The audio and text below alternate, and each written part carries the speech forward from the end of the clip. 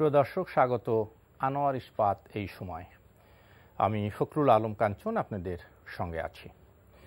আমরা এই অনুষ্ঠানে সমসাময়িক বিভিন্ন রাজনৈতিক এবং অন্যান্য গুরুত্বপূর্ণ বিষয় নিয়ে আলোচনা করি। আজ আলোচনা করব দেশের রাজনীতি এখন কোন পথে।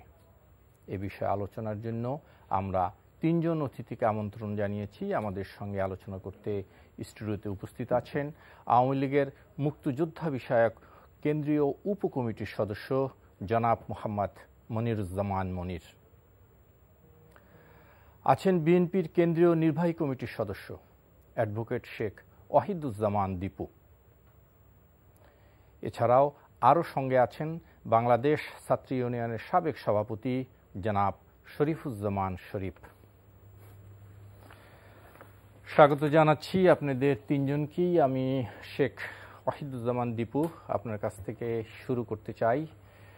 আমরা জানি যে আন্দোলন সংগ্রামে আছে বিএনপি এবং ঈদের পরে বিএনপির আন্দোলন শানিত হবে, নতুন কর্মসূচি আসবে। আন্দোলনে আপনারা মাঠে আছেন দৃশ্যত, কিন্তু তারপরেও ঠিক এই মুহূর্তে কি কর্মসূচি নিয়ে আসে বিএনপি শুনতে চাই। শেখ ওয়াহিদুজ্জামান দীপু আপনার কাছে। আপনাকে এবং সমৃদ্ধ আলোচকবৃন্দকে ধন্যবাদ। বাংলাদেশের রাজনীতি এবং বিএনপির আন্দোলন সমকালীন সময়ে অত্যন্ত গুরুত্বপূর্ণ একটি প্রশ্ন। এই প্রশ্ন নিয়ে বিভিন্ন ধরনের বিতর্ক হয়। বিতর্ক উত্থাপন করেন সঙ্গত কারণেই প্রতিপক্ষ বর্তমান সরকারি দলের নেতৃবৃন্দ, এবং প্রায়শই তারা অত্যন্ত দম্ভের সাথে অহমিকার সাথে বিএনপির আন্দোলনের সার্থকতা নিয়ে কথা বলেন। তারা যখন কথাগুলো বলেন আমরা অবাক হই না এই কারণে একটি কর্তৃত্ববাদী সরকারের সামগ্রিক প্রতিষ্ঠানগুলোকে নিজেদের আওতাধীন করার পরে রাষ্ট্রযন্ত্রকে ব্যবহার করে বিরোধী রাজনৈতিক দলগুলোকে যখন মারাত্মকভাবে বাধার সম্মুখীন করা হয় তাদের রাজনৈতিক কর্মকাণ্ড পরিচালনায়, তখন দমভক্তি করা খুবই সঙ্গত। আমরা সামরিক শাসনকে অপছন্দ করি, এর মূল বিষয় থাকে মানে শেখ ওয়াহিদুজ্জামান, আমি যদি একটু পয়েন্টেড করি, আপনাদের আন্দোলন নির্বাচনে যাব না, এই নির্বাচন কমিশন মানি না, এর বাইরে কিছু কি আছে? এই গত কয়েক মাসে কি এর বাইরে কিছু করতে পারছেন আপনারা? নির্বাচনে আমরা একটা গণতান্ত্রিক রাজনৈতিক দল, দেশে গণতান্ত্রিক, কিন্তু নির্বাচনে যাবেন না। গণতান্ত্রিক রাজনৈতিক দল কিন্তু নির্বাচনে যাবেন না। আমরা বলেছি আমরা নির্বাচনে যাব না কথা বলিনি। আমরা বলেছি এই সরকারের অধীনে তার পোষ্য কোনো নির্বাচন কমিশন দিয়ে পরিচালিত নির্বাচনে আমরা যাব না। আমরা কেন বলেছি? আমরা এই দেশে যারা বসবাস করি, মিথ্যা করেও যদি বলতে চাই 2018-তে অনুষ্ঠিত জাতীয় সংসদ নির্বাচন এটিকে নির্বাচন না বলে একটি দেশের সরকার, রাষ্ট্র, প্রশাসন এবং সকল ইউনিটগুলোকে ব্যবহার করে দিনের বেলায় ভোটের ঘোষণা আর রাত্রিবেলায় সকল ব্যালট বাক্স ভর্তি করে একটি সরকার যদি তার বৈধতা নিয়ে বসে থেকে দেশ পরিচালনার মতো ক্ষমতা প্রয়োগ করতে থাকে, সেই দেশে তাদের অধীনে কোনো সুস্থ নির্বাচন কখনো হতে পারে না, হওয়ার কথা না। আমরা এই কথা আগে শুনেছি, এই জাতীয় নির্বাচনের অধীনে যাওয়ার কোনো প্রশ্ন ওঠে না। জি, এই রাজনীতি আমি শুনছি। আমি জনাব মনিরুজ্জামান মনির, দুটো কথা এখানে এসছে। সরকারি দলীয় নেতারা দমভক্তি করছে, আর এই নির্বাচন সুষ্ঠু নির্বাচন হয়নি, সুতরাং নির্বাচনে যাবে না। শুনতে চাই। জি, ধন্যবাদ আপনাকে এবং আপনার টেলিভিশনের সকল দর্শকদেরকে বাংলাদেশ আওয়ামী লীগের পক্ষ থেকে শুভেচ্ছা, এবং আমার দুই সহ আলোচক, বিজ্ঞ আলোচক শরীফুজ্জামান শরীফ এবং দীপু ভাই, তাদেরকেও আমার ব্যক্তিগত তরফ থেকে শুভেচ্ছা। দেখুন, বাংলাদেশের রাজনীতিতে একটি গণতান্ত্রিক প্রক্রিয়ার মধ্যে থেকেই আমরা গণতান্ত্রিক, আমি মানুষ হিসেবে মনে করি নির্বাচনের মধ্যে থেকেই জনরায় প্রতিফলিত হয়, এবং সেক্ষেত্রে আমরা মনে করি নির্বাচনই একমাত্র মানদণ্ড যার মধ্যে থেকে একটি দলের সাংগঠনিক অবস্থা, তার জনপ্রিয়তা, ভিত্তিমূলগুলো কী কী এটা নির্ধারণ করে নির্বাচন। আমরা প্রত্যাশা করি সমস্ত, আমি একজন গণতান্ত্রিক মানুষ হিসেবে, একটি রাজনৈতিক দলের কর্মী হিসেবে, গণতান্ত্রিক রাজনৈতিক দলের কর্মী হিসেবে মনে করি যে নির্বাচনই একটি ব্যারোমিটার, জনপ্রিয়তার মাপকাঠি। স্বাভাবিক কারণেই নির্বাচনে আমরা প্রত্যাশা করি সমস্ত রাজনৈতিক দলগুলো নির্বাচনে অংশগ্রহণ করবে। এখন এটার যে আপনি 2018 নির্বাচন নিয়ে যে কথাটা দীপু ভাই বলার চেষ্টা করলেন, প্রথমত 18 নির্বাচন, আপনি একজন সংবাদকর্মী বা সংবাদের মানুষ, আপনি খুব ভালো করে যান 2018 30 ডিসেম্বর নির্বাচনে সকাল 11টা দুপুর 3টা বিএনপির মহাসচিব মির্জা ফখরুল ইসলাম আলমগীর, যুগ্ম মহাসচিব রুহুল কবির রিজভী, তারা পল্টনে একজনে বসে বলেছেন এবং ঠাকুরগাঁতে বসে মির্জা ফখরুল ইসলাম আলমগীর সেদিন সারাদিন বলেছেন যে নির্বাচন অবাধ এবং সুষ্ঠু নিরপেক্ষ হচ্ছে। ফাইনালি যখন তারা নির্বাচনের সন্ধ্যার পরে, ওই দিনের নির্বাচনটা অবাধ সুষ্ঠু হয়েছে, কিন্তু আগের দিন রাতে যে নির্বাচনের যে তারিখ ছিল, তারিখের দিনে নির্বাচন অনেকটা অবাধ এবং সুষ্ঠু হওয়ার ব্যাপারে কোনো সন্দেহ নাই, কারণ ওই দিন তো নির্বাচনে কেউ ভোট দেওয়ার সুযোগ পেয়েছে। মনে হয় নিজেও ভোট দিয়েছেন কিনা আমি আসছি। আমার কথাটা হলো যে আপনি যখন কথা বলবেন একজন রাজনৈতিক দূরদর্শী রাজনৈতিক দলের একজন সাধারণ সম্পাদক বা মহাসচিব হিসেবে যখন কথা বলবেন, তখন তার সমস্ত বিষয় মাথায় রেখেই কথা বলা দরকার। এবং আজ পর্যন্ত বিএনপিটা অভিযোগ করছে, কিন্তু আজ পর্যন্ত কোনো মিডিয়ায় 29 তারিখের যে ভোট আপনারা বলে বা বিভিন্ন জায়গায় বিএনপি নেতারা উত্থাপন করে, এই রকমের কোনো ডকুমেন্ট আজ পর্যন্ত দালিলিকভাবে প্রমাণ করতে পারেন না। এটা হলো ফার্স্ট থিং। এখন বিষয়টা হলো অভিযোগ থাকবেই, একটি বিরোধী দল হিসেবে তার অভিযোগ থাকবে। কিন্তু আমার কথাটা হলো 2018 নির্বাচনে বিএনপি কেন খারাপ করছে, বরঞ্চ সেই জায়গাটায় বিএনপির নিজেদের ভাবা দরকার। প্রথমত বিএনপির 2018 নির্বাচনের আগে সারাটা দিন রাত আমরা শুনেছিলাম যে নির্বাচন অংশগ্রহণ করবে না। এটা কোথা থেকে কোন ভাবে কোনটা দেখে কিভাবে কি মন্তব্য করা হয়েছে এই বিষয়টা স্যাক্রোসেন্ট না। স্যাক্রোসেন্ট হচ্ছে মনির ভাই আপনি নিজে বলেন, আমি 2018 নির্বাচন হয়েছে, এই নির্বাচনে আপনার ভূমিকা কি ছিল, আপনি কি দেখেছেন এবং আপনি কি বিশ্বাস করেন? দেখেন, আপনি যদি বলেন আমার ভোট দিয়েছে, ভোট হয়েছে, এরকম কোন প্রক্রিয়ার কথা আপনারা দোকানে আছে, আপনি সেটা বললে দেশের জনগণ খুশি হবে। আমি বঙ্গবন্ধু কন্যা শেখ হাসিনার কর্মী হিসাবে 2018 নির্বাচনে আমি মনোনয়ন প্রত্যাশী ছিলাম। 2008 সাল থেকে মনোনয়ন চেয়েছি। তারপরও দল যাকে মনোনয়ন দিয়েছে তার পক্ষেই আমার অবস্থান ছিল। আমি নির্বাচনী এলাকায় ছিলাম, কাজ করেছি। এবং মজার বিষয় হলো আমার নির্বাচনী আসনে যে প্রার্থী, বিএনপির প্রার্থী, গোটা দক্ষিণ অঞ্চলে আপনি ভালো করে জানেন, আপনি পদ্মারপাড়ের মানুষ, ওখানে একজন শক্তিশালী প্রার্থী ছিলেন। সেই প্রার্থীও মাঠে নামতে পারেন নাই, তার সাংগঠনিক ভিত্তি ভেঙে গেছে। সাংগঠনিক ভিত্তি ভেঙে গেছে। উনি আমার সাথে কথা বলছেন। আমি বলেছিলাম যে আপনার নেতাকর্মী নিয়ে আপনি মাঠে নামেন, আপনি মুভ করেন। আপনি যদি গণমানুষের রাজনীতি করেন তাহলে মানুষের কাছে যে ভোট চাইতে হবে। আপনি যদি ঘরের ভিতরে বন্দী থাকেন, আমি যদি বিদ্রোহ করি, কথা বলি, এই যে আজকের রাজনীতিতে বিএনপি আমার কাছে খুব অবাক লাগে, কষ্ট হয়, এই দিউবইদের জন্য খুব কষ্ট হয়। ইংল্যান্ডের টেমস নদীতে বসে যদি আপনি আন্দোলন সংগ্রামের ঘোষণা দেন, সেটা বাস্তবায়ন হবে। 17 কোটি মানুষ কি বোকা না পাগল?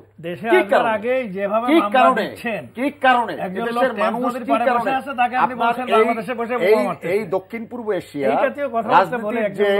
রাজনীতির যে চরিত্র, সেটা হলো মনে করেন বঙ্গবন্ধু পরিবার, গান্ধী পরিবার, ওদিকে ভুট্টো পরিবার, এত বাস্তবতা। সেটা জিয়াউর রহমান 75 বঙ্গবন্ধু হত্যাকাণ্ডের পর বাংলাদেশের রাজনীতিতে স্বাধীনতা বিরোধী বলে মানে যে কোনো চক্রবান, আওয়ামী লীগ বিরোধী যে সেন্টিমেন্ট, তাদেরকে ধারণ করে একটি রাজনৈতিক দল গড়ে উঠেছে। তো সেই গড়ে ওঠার যদি রাজনৈতিক দলটার নেতৃত্ব যদি আপনি সঠিকভাবে না দিতে পারেন, তখন তো কেউ সামনের দিকে এগিয়ে আসবে না। 18 নির্বাচনের সময় সাধারণ মানুষের কাছে প্রতীয়মান হয় নাই বিএনপি ক্ষমতায় আসলে তার প্রধানমন্ত্রী কি হবে, এটা সেটাই ছিল না। সেটা হলো যে কথাটি এখানে আমরা শুরুতেই অ্যাডভোকেট দীপু যে কথাটা বলতে চাচ্ছিলেন, ঠিক সে কথাটাই কিন্তু আপনিও পুনরাবৃত্তি করলেন। যত না বিএনপি, আওয়ামী লীগ তার নিজের দল সম্পর্কে বলছে, আমরা দেখছি আওয়ামী লীগ বিএনপি সম্পর্কে খুব তার চেয়ে বেশি সোচ্চার। এবং আমি তো শেষ করে দিই, এক পর্যায়ে কিন্তু আমরা বলতে শুনেছি বিএনপির নেতাদের যে তাহলে সভাপতি ওবায়দুল কাদেরকে এসে এটার দায়িত্ব গ্রহণ করবে। এখন আমি কেন বলছি,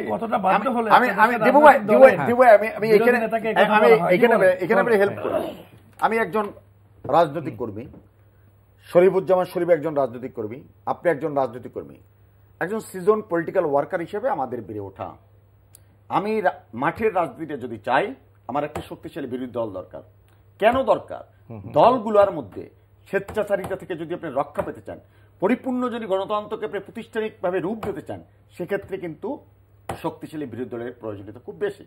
যে কারণে আমরা বলি বিএনপি যদি রাজনৈতিকভাবে আমাদেরকে সত্যিকার অর্থে মোকাবিলা করতো রাজনৈতিকভাবে, তাহলে রাজনৈতিকভাবেই আওয়ামী লীগ মোকাবিলা করতে আসতো, এবং তখনই দলের ভিতরে পার্টির কর্মী যে প্রান্তিক লেভেল থেকে বেড়ে ওঠা যে নেতৃত্ব, তৃণমূল পর্যায় থেকে যে বেড়ে ওঠা নেতৃত্ব, সেই নেতৃত্বর মূল্যায়ন হতো।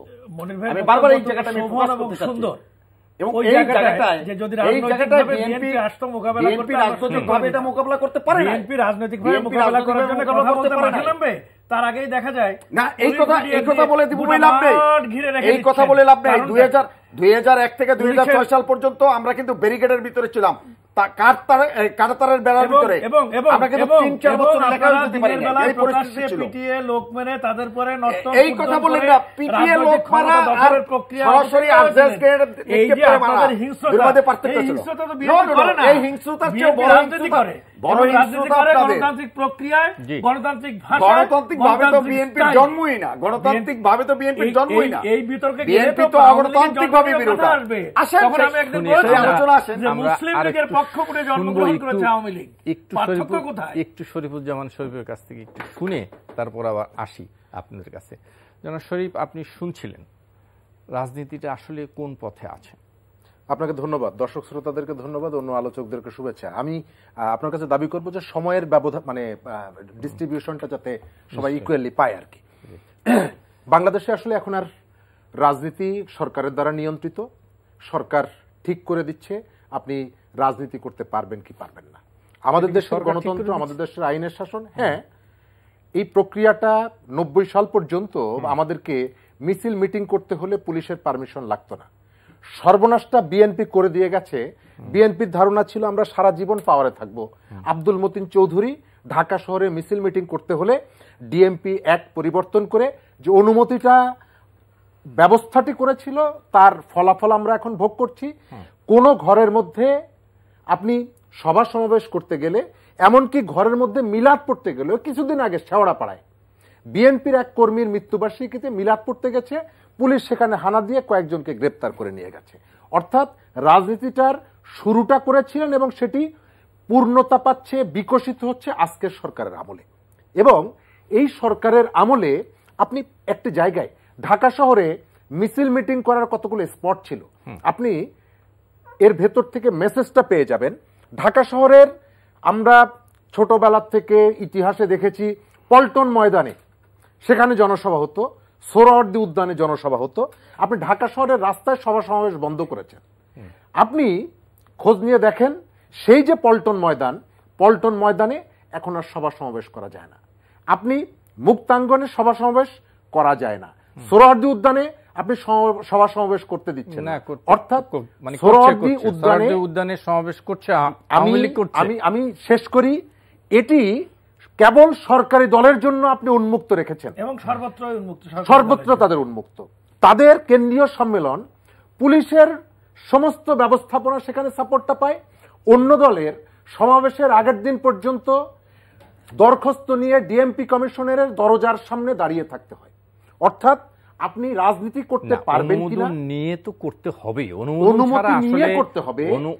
অবশ্যই রাজধানী শহরে যদি এই প্র্যাকটিসটা না থাকে, আমি সেটা স্বীকার করি না, আমি সেটা স্বীকার করি, কিন্তু সেটি অনুমতি না, তাকে অবহিত আপনি করবেন যাতে ডুপ্লিকেশন না হয় একই জায়গায় একাধিক। তাহলে আমার তো কনস্টিটিউশন লাইন, আমার কথা বলার তো অধিকার, আমি তো কথা বলবো। আমি জেলা শহরে একটি মিছিল করতে গেলে আপনি এসে জিজ্ঞেস করছেন আপনার অনুমতি কোথায়, এটি আমার সাংবিধানিক অধিকার।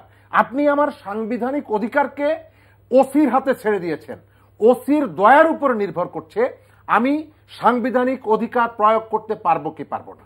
আমি সেকেন্ড জায়গাটায় আসি, ভোটের যে জায়গাটা, আমরা ভোটের যে আমাদের ঐতিহ্য ছিল, আমরা সেটিকে ধ্বংস করে ফেলেছি। মনির ভাই, আমার ভাই বলছি, আমার দীর্ঘদিনের বন্ধু, রাজনৈতিক সহকর্মী, সে অনেকগুলো কথা বলল। আমি জিজ্ঞেস করি যে বিএনপিকে আমি একেবারে নর্দমার মধ্যে ফেলে দিলাম, দেশে যদি বিএনপি না থাকে তাহলে আপনি কি এই কাজগুলো করবেন? বিএনপির কোনো ভুলের দায়ভার বাংলাদেশের মানুষ কি নেবে? আপনি যে 18-র যে নির্বাচনের কথা বলছেন, মানুষ ভোট দিতে পারেনি। আপনাদের মহাজোটের এমপি রাশেদ খান মেনন তিনি নিজে বলেছেন আপনার বাংলাদেশের ইতিহাসে বিতর্কিত যারা শীর্ষে যারা ছিলেন ইলেকশন কমিশনার, তার মধ্যে যিনি বিদায় নিলেন কিছুদিন আগে, যার বিরুদ্ধে দুর্নীতির অভিযোগ আছে, যার বিরুদ্ধে ক্ষমতার অপব্যবহারের অভিযোগ আছে, বাংলাদেশের নির্বাচন ব্যবস্থাকে ধ্বংসের অভিযোগ আছে, তিনি কি বললেন পাবনায় গিয়ে? আর রাতে ভোট হবে না। তার মানে হচ্ছে নির্বাচন কমিশন স্বীকার করে নিচ্ছে যে তার শাসন দায়িত্বের সময়ে রাতে ভোট হয়েছিল। আপনি যতই বলেন না কেন, ইলেকশন কন্ডাক্ট করে ইলেকশন কমিশন, সেই ইলেকশন কমিশনের প্রধান যে ব্যক্তি, তিনি টেলিভিশনের সামনে গিয়ে বলছেন আর রাতে ভোট হবে না। আর কি বলার দরকার আছে? আমি শেষ করবো এই জায়গাটায়, আমি শেষ করবো এই জায়গাটায়। আমার নির্বাচনের সিস্টেমে আপনি এমন জায়গায় নিয়ে গেছেন যে নির্বাচন পাবলিক থেকে এখন ডিট্রাস্ট, পাবলিক সেখানে যেতে পারে না, পাবলিক থেকে অনেক দূরে, গণতন্ত্র এখন আর জনগণের হাতে নেই, ঘুমিয়ে থাকে জনগণ, ভোট দিয়ে দেয় প্রশাসন, সন্ধ্যাবেলায় তারাই বলে সুষ্ঠু হলো নির্বাচন। প্রশাসন, পুলিশ তাদের নিয়ন্ত্রণে আজকের বাংলাদেশের নির্বাচন। জনাব মনিরুজ্জামান মনির, বেশ কিছু কথা এসছে, আমার মনে হয় আপনি না, এটা এখানে শরীফ এবং দিবুভাই দুজনেই মানে যেহেতু রাজনৈতিক কর্মী, তারা তাদের অবস্থান ব্যাখ্যা করেছে, আমার সমস্ত কথাই আমার বলতে হবে। আমি আশা করব দিবুভাই এইবারে কথার মধ্যে ইনকাপ করবে না। প্রথমত 2018 নির্বাচন নিয়ে শরীফ যেটা বলছে যে সিএসি বলেছে, এখানে আমার যুক্তিটা হলো সিএসি এই কারণে বলছে নির্বাচনের পর থেকে বিএনপি যেভাবে বলে যাচ্ছে যে এটা রাতের ভোট হয়েছে, স্বাভাবিক কারণে তখন সে বলছে যে আর রাতের ভোট হবে না। যেহেতু তারা বলছে সেই কারণে সেই এই কথাটা বলছে, যেহেতু এই রকমের অভিযোগ, সেই অভিযোগের ভিত্তিতে তখন সিএসি বলছে যে আর হবে না, যেহেতু তারা এই রকমের অভিযোগ করে। এটা হলো একটা বিষয়। এরপর আসেন বলছেন যে সাংবিধানিক অধিকার, অফকোর্স সাংবিধানিক অধিকার, গণতান্ত্রিক যে সমস্ত কর্মকাণ্ড করব সেগুলো সাংবিধানিক অধিকার। আবার শরীফ নিজেই বলছে যে 90-এর পরের আব্দুল মতিন সাবেক বিএনপির স্বরাষ্ট্রমন্ত্রী সেই এই রকমের আইন করে গেছে। এটা আমি অনুমতি নিয়ে করতে হবে।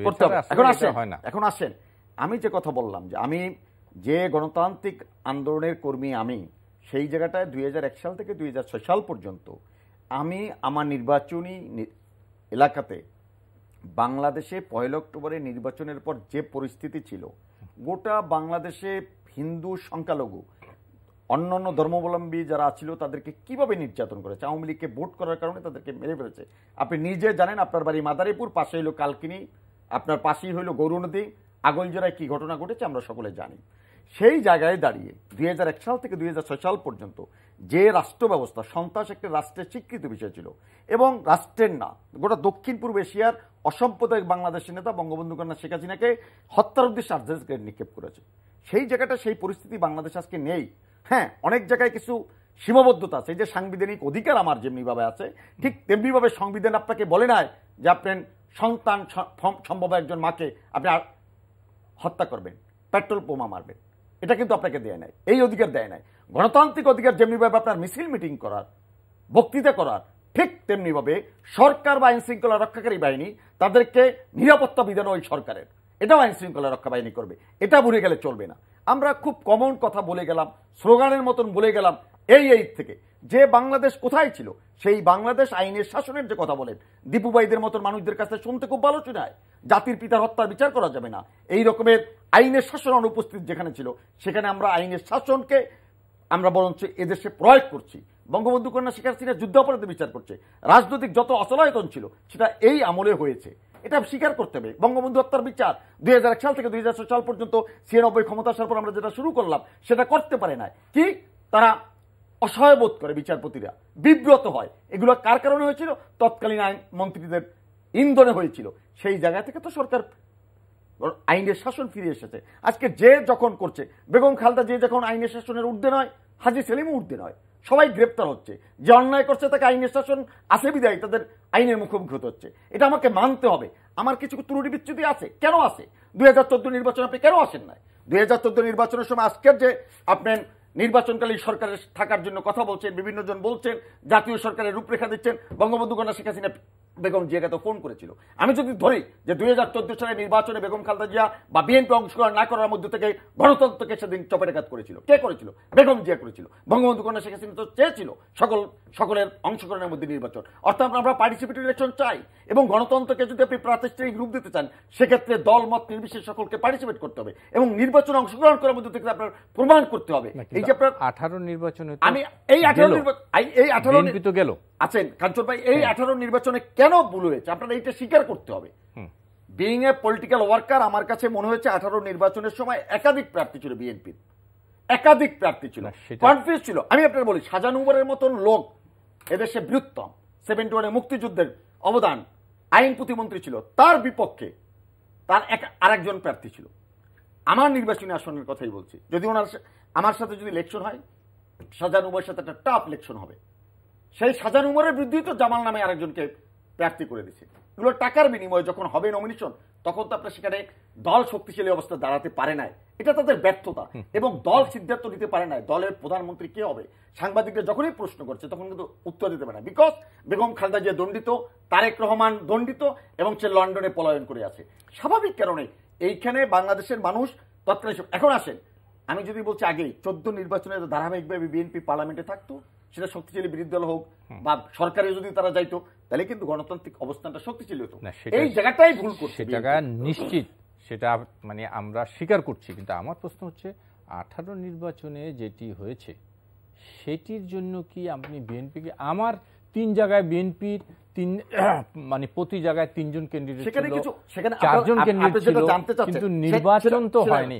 আমার মনে হয় এই আলোচনাটা আমরা একটু না করে সামনের দিকে যাই। আমি এই জায়গাটা বলছি, সামনের দিকে 2018 নির্বাচন নিয়ে আমি বলছি না যে 7টা ইলেকশন হয়েছে, খুব ভালো ইলেকশন আমি দাবি করছি না, কিন্তু এই নির্বাচনটা যদি আরো বেশি প্রতিদ্বন্দ্বিতামূলক হতো, এই পার্লামেন্টের মধ্যে যদি মনে করেন বিএনপি আরো অধিক সংখ্যক সংসদ সদস্য আসতো, অবশ্যই গণতন্ত্র শক্তিশালী হতো, এটা আমি অস্বীকার করছি না। কিন্তু এটা ব্যর্থতা কাদের? ব্যর্থতা সাংগঠনিক ব্যর্থতা। বিএনপির আজকে আমি আপনাকে কাঞ্চন ভাই বলি, আজকে আমরা অনলাইন টেলিভিশনে যখন কথা বলি বা চ্যানেলে তৃতীয় মাত্রায় যখন কথা বলি বা আপনার চ্যানেলে যখন কথা বলি, তখন দেখবেন কমেন্ট গুলো কারা করে, এবং তারা এই বাংলাদেশে থাকে না, এবং তারা কোনো রাজনৈতিক শিষ্টাচার মেনেও কথা বলছে না, সমালোচনা করার একটা পদ্ধতি দিয়ে আছে। তার মানে এই যে নেতাকর্মীরা, তার গণতান্ত্রিক অধিকার সেখানে তো। আচ্ছা ঠিক আছে, আসি একটু জনাব অ্যাডভোকেট দীপু, আমরা একটু আপনার কথা শুনবো, এই বিষয়ে আপনি বলবেন। আমার মনে হয় এই পুরনো বিষয়টা একটু না গিয়ে সামনে যদি একটু যেতে চাই, যে আগামী জাতীয় নির্বাচন, সেই নির্বাচনকে কেন্দ্র করে রাজনীতি এখন মানে কি পরিস্থিতিতে আছে, সেক্ষেত্রে আপনাদের অবস্থান কি সেটা একটু শুনতে চাই। মনির ভাই চমৎকার করে কতগুলো কথা বলেছেন, যে কথাগুলো নিয়ে আলোচনা করা খুব প্রয়োজন। আমি খুব বেশি সময় নেব না, আপনি দেবেনও বলে মনে হয় না, তবুও বলি। আমাদের দমভক্তি দিয়ে আমি কথাটি শুরু করেছিলাম। আমাদের মুখে মাননীয় প্রধানমন্ত্রীকে নিয়ে, বিরোধী দলীয় নেত্রীকে নিয়ে খুব সমালোচনা করা মানায় না বলে আমার মনে হয়, কিন্তু দেশের একজন নাগরিক হিসাবে যখন কথা বলি তখন ভাবতে ইচ্ছে করে এবং বলতেও এড়িয়ে যেতে পারলে ভালো করতাম। নির্বাচন কোন দিকে, জাতীয় নির্বাচন কোনভাবে এবং দেশ কোনভাবে চলবে, তার একটা সাম্প্রতিক আলামত এই 2 দিন আগে পদ্মা সেতু, এটি একটি বাস্তবতা হয়েছে, অলরাইট।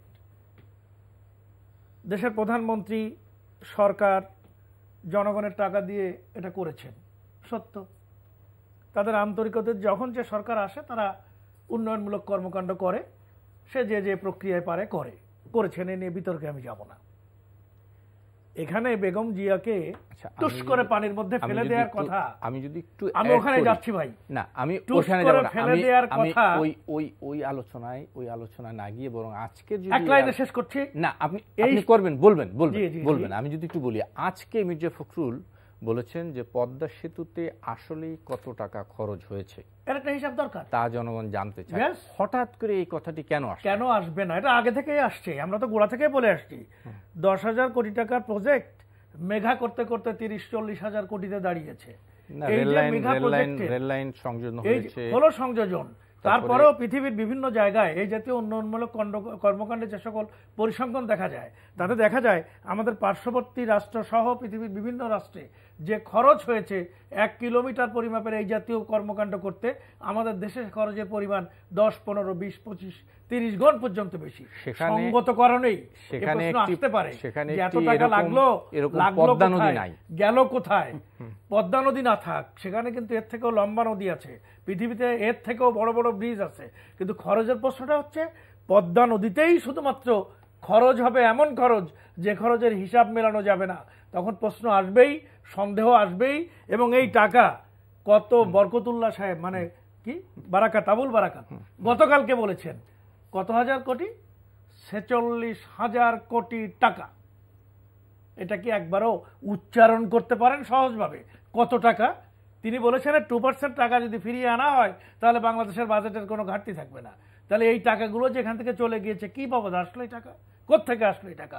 কারা এনেছে টাকা? কিভাবে এনেছে টাকা? বিরোধী দল তো এমন কোনো প্রক্রিয়ার মধ্যে জড়িত নাই তাদের হাতে এই টাকাগুলো আসতে পারে। এই টাকা এই পদ্মা সেতু নামীয় অগণিত মেগা প্রজেক্ট দেখিয়ে যে মেঘা লুটপাট, চুরি, ডাকাতি, কালোবাজারি, ছিনতাই করা হয়েছে, সমস্ত বাঙালির দেশের মানুষের টাকা পয়সা ছিনতাই করে পাঠিয়ে দেওয়া হয়েছে। আর সেই ব্রিজকে কেন্দ্র করে যে মন্তব্যটি করা হয়েছে, যে মন্তব্যটি একটি প্রভোকেটিভ মন্তব্য। এই জাতীয় মন্তব্য একজন দেশের প্রধানমন্ত্রী, সাবেক 3 বারের প্রধানমন্ত্রীকে কেন্দ্র করে যদি করেন তাহলে দেশে সুস্থ রাজনৈতিক প্রক্রিয়া কি গড়ে উঠতে পারে? আলোচনা যাব না আমরা। না, সুস্থ রাজনৈতিক প্রক্রিয়া গড়ে ওঠে না। তখন কি হয়? আমি 1 মিনিট কাঞ্চন ভাই, 1 মিনিট। তখন কি হয়? জাতীয় নির্বাচন সংক্রান্তে জাতীয় নির্বাচন সংক্রান্তে আমরা যে আশা করছি যে একটা সুষ্ঠু নির্বাচন হোক। নির্বাচনের কোন প্রক্রিয়া নাই, মেম্বার চেয়ারম্যান ইলেকশনও হয় না, সব একতরফা। জি, জনাব শরীফুজ্জামান শরীফ, পদ্মা সেতুর এই যে হিসাব চাওয়া, কেন হঠাৎ করে সেতু হয়ে গেছে এই সময় এসে এরকম একটি কথার পিছনে কি মানে কি কারণ? কোনো কারণ আছে কি? প্রথম জায়গাটি হচ্ছে যে পদ্মা সেতুকে আমি মনে করি যে এটি রাষ্ট্রের একটা দায়িত্ব ছিল। কেন দায়িত্ব ছিল? আমরা মুক্তিযুদ্ধের মধ্য দিয়ে যে বাংলাদেশটা, তার একটা সমতার বাংলাদেশ আমরা সৃষ্টি করবো, এটি আমাদের অঙ্গীকার ছিল। কিন্তু দীর্ঘ সময় ধরে বাংলাদেশের দক্ষিণ এবং দক্ষিণ পশ্চিমাঞ্চলকে অবহেলার মধ্যে রাখা হয়েছে, এবং এই অবহেলা, এই যে বৈষম্য একটা অঞ্চলের সাথে একটা অঞ্চলের, এটি নিয়ে দীর্ঘ আলাপ করা যাবে, সেটা আজকে সুযোগ নেই। কিন্তু পদ্মা সেতুটা প্রয়োজন ছিল ওই অঞ্চলের মানুষের অর্থনৈতিক, তাদের নানা রকমের সুবিধা বৃদ্ধির জন্য। একই সাথে এটি যেহেতু একটা পাবলিক প্রপার্টি, এটি যেহেতু একটা রাষ্ট্রীয় প্রপার্টি, সুতরাং এটি কিভাবে গঠিত হলো এটি যেমন জানার অধিকার বাংলাদেশের মানুষের আছে। কোথায় এই টাকাটি খরচ হলো, কারণ সবাই জানে কত টাকা প্রজেক্ট ছিল, কত টাকা খরচ হয়েছে, এটি জানে, এটা তো পরিষ্কার। কিন্তু এটি কোন কোন জায়গায় সেক্টর ওয়াইজ কিভাবে খরচ হয়েছে এটি জানার অধিকার বাংলাদেশের মানুষের আছে। ভূমি অধিগ্রহণে এত টাকা, নদী শাসনের জন্য এত টাকা, এটা তো মোটামুটি ক্লিয়ার। সেটি যেহেতু গভর্নমেন্টের জানা আছে, গভর্নমেন্টের হিসাব আছে, ক্লিয়ার করে দিক, ওপেন করে দিলেই হলো। আমি মনে করি যে ইনিশিয়েটিভটা এটি অ্যাপ্রিসিয়েট করার মতো, এই প্রজেক্টটা আমাদের দরকার ছিল। একই সাথে ঠিক এই মুহূর্তে আপনি ঢাকা মেডিকেল কলেজের সামনে গেলে একজন মানুষকে দেখবেন, অসংখ্য মানুষকে দেখবেন পকেটে প্রেসক্রিপশন নিয়ে মলিন মুখে ঘুরে বেড়াচ্ছে, তার স্বজন হাসপাতালের ভেতরে মৃত্যুর যন্ত্রণায় ছটফট করছেন, তিনি ওষুধ কিনতে পারছেন না। ওই মানুষটিরও টাকা আছে এই পদ্মা সেতুতে। এটি বারবার বলা দরকার, এই পদ্মা সেতু কোন একটা রাজনৈতিক দলের নিজস্ব প্রকল্প থেকে, তহবিল থেকে গঠিত হয়নি। সুতরাং যেহেতু এই প্রজেক্টটির, এই প্রকল্পটি আমার টাকায় তৈরি, সুতরাং এর খরচ জানার অধিকার বাংলাদেশের সব মানুষের আছে। জনাব মনিরুজ্জামান, আমি কোন ভূমিকা রাখতে চাই না, ভূমিকা দরকার নাই। প্রথমত দম্ভক্তি বঙ্গবন্ধু কন্যা শেখ হাসিনা আমরা কখনোই করি না। দম্ভক্তি যদি আমরা যাই পিছনের দিকে, যদি একটু তাকাই, একটু ফ্ল্যাশ ব্যাক করতে চাই, এই কারণে যেহেতু দিবুভাই সহ আমার সহযোদ্ধাও বলছেন। প্রথমত দম্ভক্তি 2004 সালে 21 গ্রেড হামলার পরে পার্লামেন্টে দাঁড়িয়ে সেদিন আর্জেনেস গ্রেড নিয়ে বঙ্গবন্ধু কন্যা শেখ হাসিনা, আওয়ামী লীগের তৎকালীন বিরোধী দলের নেতারা কথা বলতে চেয়েছিল। তখন বেগম খালেদা জিয়া বলেছিলেন যে ওনাকে আবার কে মারতে যাবে। এই রকমের উপহাস বিএনপি করেছে। আমানুল্লাহ আমান 90 গণঅভ্যুত্থানের নেতা, উনি বলেছিলেন আওয়ামী লীগ 50 বছরেও ক্ষমতা আসতে পারবে না। বাংলাদেশ আওয়ামী লীগ এই দেশের মাটি ও মানুষের সমস্ত আন্দোলন সংগ্রামের মধ্যে থেকে এই দেশটা দিয়েছে বাংলাদেশ আওয়ামী লীগ। 1949 সালের 23শে জুন প্রতিষ্ঠা হওয়ার পর থেকে ধারাবাহিক আন্দোলন সংগ্রামের মধ্যে মহান নেতা বঙ্গবন্ধু শেখ মুজিব আমাদেরকে এই রাষ্ট্রটা দিয়ে গেলেন। আবার সেই আওয়ামী লীগকেই এই যারা অবৈধভাবে অগণতান্ত্রিক পন্থায় জন্মগ্রহণ করলো তারাই বলেছে যে 50 বছরের ক্ষমতা আসতে পারবে না। স্বাভাবিক, কারণ আমরা এই দম্ভক্তি বা এই রকমের কথা বা মন্তব্যের মধ্যে বাংলাদেশ আওয়ামী লীগ বিশ্বাস করে না, চায় না। সর্বশেষ যে কথাটা, এটা আপনারা বলতেও চান না, সেক্ষেত্রে আমি বলি, এটা একটি পদ্মা ব্রিজ আমাদের একটা আবেগের বিষয়। কারণ চলবে, আপনি জানেন এখানে ওয়ার্ল্ড ব্যাংক, ডক্টর ইউনূস এরা দুতিয়েলি করেছে হিলারি ক্লিন্টনের মাধ্যমে ওয়ার্ল্ড ব্যাংকে একটা মিথ্যা অপবাদ দিয়েছে, দুর্নীতি হয় না, কিন্তু সেখানে আমাদের জন্য ফাইন্যান্স না করে। সে কারণে বঙ্গবন্ধু কন্যা শেখ হাসিনার স্বদেশ প্রত্যাবর্তন দিবস উপলক্ষে আবেগী কয়েকটা বিষয় এসেছে। সে জায়গাটায় একটা জায়গায় সে আবেগ নিয়ে এই কথা বলেছেন, বাট এটা কিন্তু সিরিয়াস কোনো ম্যাটার না। ওখানের মধ্যে থেকে আমি যেটা বলি সেটা হলো, আমার এদেশে সেতু আরো হবে, শরীফ বলেছেন, কারো পকেটের না। এটা যেমন সত্য মিস্টার শরীফ, এটাও সত্য। ওইখানে বঙ্গবন্ধু কন্যা শেখ হাসিনা ছাড়া অন্য কোনো রাষ্ট্রপ্রধান থাকলে যখন পদ্মা সেতু অর্থায়ন করবে না ওয়ার্ল্ড ব্যাংক যখন ঘুরিয়ে গেছে, তখন কেউ এই রিস্ক দিত না। বাংলাদেশের রাজনীতি আমরাও করি, তাও 36 বছর হয়ে গেছে। 86 থেকে স্বাধীনতা বিরোধী আন্দোলনের কর্মী আমরা। দীপু ভাইয়ের আরো বেশি সময়, কিন্তু আমরা দেখেছি ওই গার্ডস, ওই পার্সোনালিটি, ওই তেজদীপ্ত সাহসী সিদ্ধান্ত ওটা বঙ্গবন্ধু কন্যা শেখ হাসিনা নিয়েছেন। এবং আমরা দক্ষিণ অঞ্চলের মানুষ হিসেবে আমরা গর্বিত। এবং আমি প্রায়শই আমি এলাকার মানুষদেরকে বলি বঙ্গবন্ধু কন্যা শেখ হাসিনার জন্য নফল নামাজ পড়ার জন্য। এবং আরেকটা কথা বলেছি আমি, এরপর আমি এক সেকেন্ডে 30,000 কোটি টাকা খরচ হয়েছে। এবং এই যে ব্রিজটা আপনি বলছিলেন, হয়তো আপনি অ্যাঙ্কর হিসেবে বলতে পারছেন না, বাংলাদেশে কোনো প্রতিষ্ঠান বা কোনো এই যে পদ্মা নদীতে হলো খরস্রোতা নদী, আমাদের আমাদের নদী শাসনের জন্য টাকা, জায়গা যাদের কাছ থেকে কিনে হয়েছে সেখানে টাকা দেওয়া হয়েছে, ভূমি অধিগ্রহণের জন্য টাকা দেওয়া হয়েছে। এখন আমরা এই ঘন কমন কিছু কথা বলে বাংলাদেশের দুর্নীতি প্রমাণ করার কোনো সুযোগ নেই। কিছু কিছু জায়গায় দুর্নীতি হয় না তা না, সেখানে আমি কথা বলেছি, কণ্ঠ সোচ্চার করেছি। যে বা যারা দুর্নীতি মুক্তিযুদ্ধের মধ্যে থেকে অর্জিত, বঙ্গবন্ধু বাংলাদেশে কেউ দুর্নীতি করতে পারে না, তাদেরকে আমরা টুটু চেপে ধরতে হবে। কিন্তু বঙ্গবন্ধু কন্যা শেখ হাসিনা দুর্নীতিকে নিয়ন্ত্রণ করার জন্য যে কাজ করছে, সেখানে আপনারা তার ইতিবাচক সমালোচনা করেন, তার পক্ষে দাঁড়ান। পক্ষে না দাঁড়িয়ে যখন দেখবেন বিএনপির নেতারা দুর্নীতি দেয় দণ্ডিত, তখন তাকে আপনি সুফি সাহেব বানানোর চেষ্টা করবেন, সেটা তো হতে পারে না। একটু শেষ পাটা আছি, একটু শুনে আসি। শেখ ওয়াহিদুজ্জামান, শুনতে চাই। পদ্মা সেতু নিয়ে কথা বলা হচ্ছে, দুর্নীতি হয় নাই, দুর্নীতির কথা অভিযোগ এসছে, কিন্তু এখন যেটি হলো, যেটি মির্জা ফখরুল যে দাবিটা করেছে, এর ভিতর কি কোনো রাজনীতি আছে কিনা আপনাদের? রাজনৈতিক নেতা, রাজনৈতিক কর্মী, রাজনৈতিক দল, তাদের কথার মধ্যে রাজনীতি থাকবে, এটাই তো স্বাভাবিক। কিন্তু হিসাব চাওয়াটা রাজনীতির কোন অংশে পড়ে? আমার টাকা আপনি বাজার করতে গিয়েছেন, খরচ করেছেন, আমি আপনাকে বিশ্বাস করে দিয়েছি বাজার করতে। জনগণ যদি দায় দিয়েই থাকে সরকারকে যে আমরা সরকার, জনগণের ভোটে সরকার হয়েছে, সরকারের তো নিজস্ব দায়বদ্ধতাই আছে, তাদের হিসাব দিতে হবে। এটা চাওয়া না চাওয়ার কি আছে? এই মুহূর্তে পদ্মা সেতুতে ওঠানামা নিয়ে যখন কথা হচ্ছে, তখন হিসাব চাওয়াটা নিয়ে কথা হতে এত দোষের কি হলো? হিসাব তো আমি চাইতেই পারি। একটু আগে তো শরীফ সাহেব বললেন যে আমার দেশের প্রতিটি সাধারণ মানুষের, একজন মুমূর্ষ রোগীর, একজন মৃত্যু পথযাত্রীর টাকার অংশ যেহেতু এর মধ্যে আছে, স্বাভাবিকভাবেই তো আমার এটি ন্যায়সঙ্গত অধিকার, আমি আমার হিসাবটি চাই। হিসাবটা দিয়ে দিলেই তো হলো। হিসাব দেওয়ার ক্ষেত্রে আপত্তি কেন? আর এটা নিয়ে প্রশ্ন তুললে গায়ে লাগার তো কথা না, বরং এই হিসাবটা দেওয়ার জন্যই তো তাদের এখানে বসা, তারা হিসাব দেবেন জনগণের কাছে। এত টাকা এই খাতে, এইভাবে, এই প্রক্রিয়ায় আমরা খরচ করেছি। জনগণ চাইলে সেটা জাস্টিফাই করার জন্য চেষ্টা করে দেখবে এই বক্তব্য সঠিক না ভুল।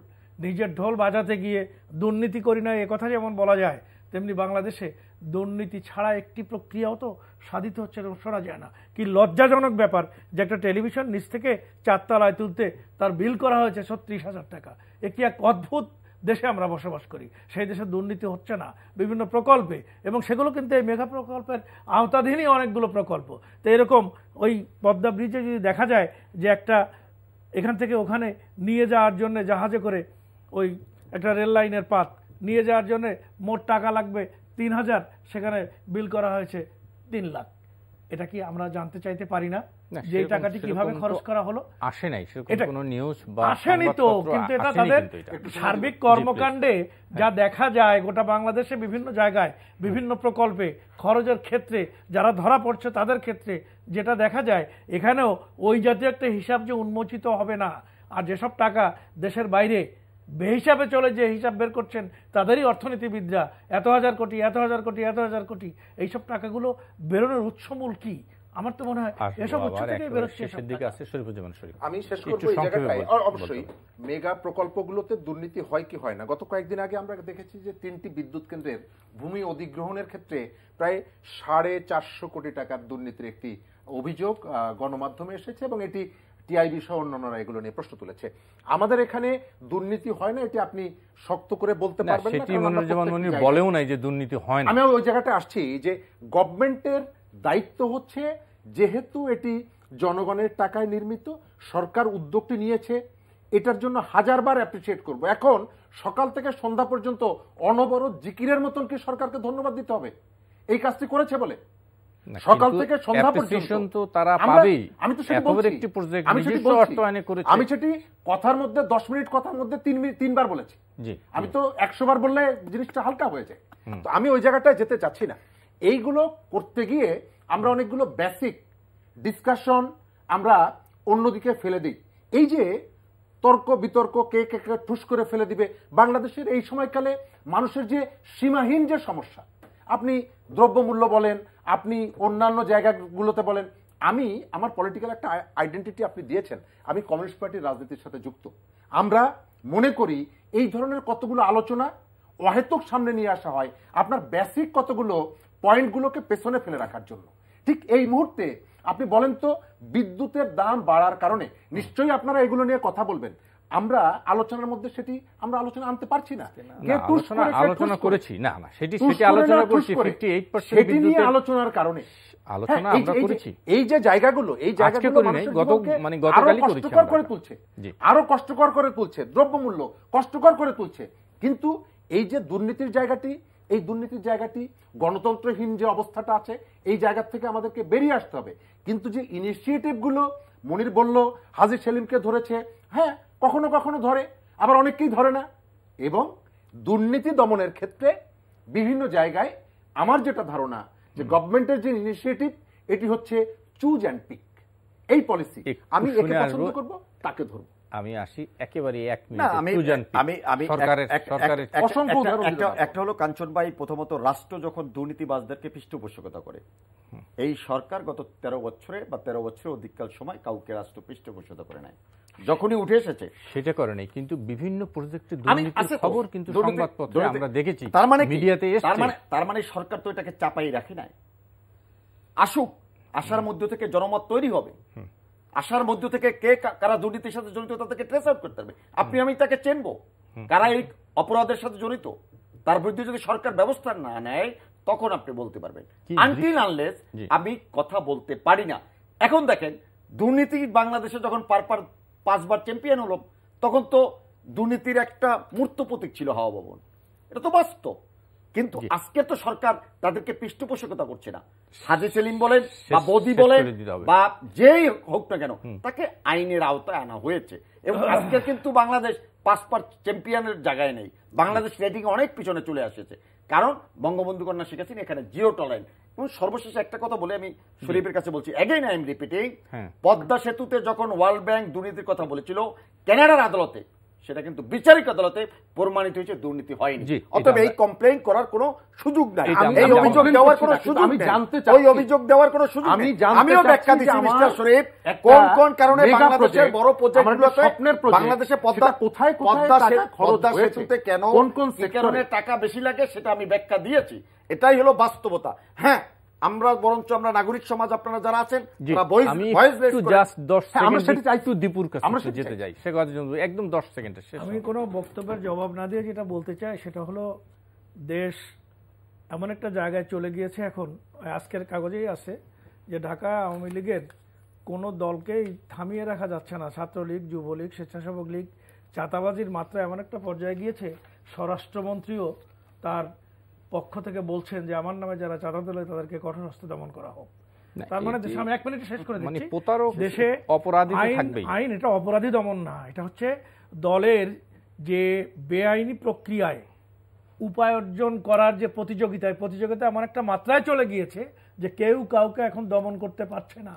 প্রতিদিন সংঘর্ষ হচ্ছে, বানাবানি হচ্ছে, খুনাখুনি হচ্ছে, এবং শেষ এইগুলো করতে সব হবে। মিলিয়ে জি। দ্রব্যমূল্যের ঊর্ধ্বগতি, আইনি সকল প্রতিষ্ঠানগুলোকে ধ্বংস করে দেওয়া এবং দেশের সার্বিক ব্যবস্থা যেখানে গিয়ে দাঁড়িয়েছে, তাতেই দেশকে বাঁচাতে হলে একটি জবাবদিহিতামূলক সরকার প্রয়োজন। আর সেই সরকার গঠনের জন্য এই দেশে একটি নিরপেক্ষ তত্ত্বাবধায়ক সরকারের অধীনে একটা সুষ্ঠু নির্বাচনের মাধ্যমে একটা নির্বাচিত সরকার প্রয়োজন। কোনো অনির্বাচিত একেবারেই সময় নেই, বাঁচানো যাবে না, এমনি একটি জায়গায় আমরা চলে যাই। সরকারের কিন্তু একটা অঙ্গীকার ছিল গত নির্বাচনের আগে, সেটা আমরা তারা জানি, আর এমপিদের আলোচনা সম্পদের হিসাব প্রকাশ করবে। এইটি আলোচনা প্রকাশ আরেকদিন করা হোক, এটা আমরা চাই। নিশ্চয়ই। তাহলে আমরা আজকে বুঝতে পারবো একদমই কতটা সময় নেই। স্বচ্ছতার মনিরুজ্জামান মনিরকে একটু দিতে পারলে।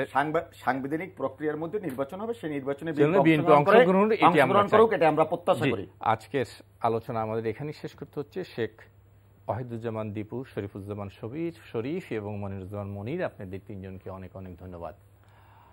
দর্শক, আপনাদেরকেও ধন্যবাদ যারা এতক্ষণ আমাদের সঙ্গে ছিলেন। আগামী অনুষ্ঠানে আবার দেখা হবে। শুভরাত্রি।